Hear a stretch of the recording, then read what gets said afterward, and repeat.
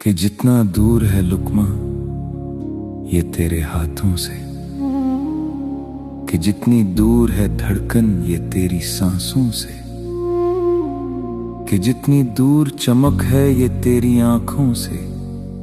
कि जितने दूर हैं ये लफ्ज तेरे होंठों से,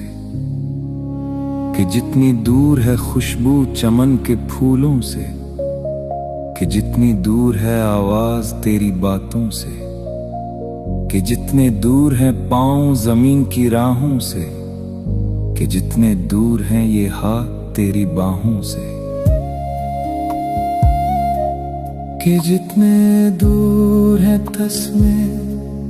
किसी के जूतों से, बस इतनी दूर है जन्नत अगर कोई चाहे, बस इतनी दूर है दोज़ख अगर कोई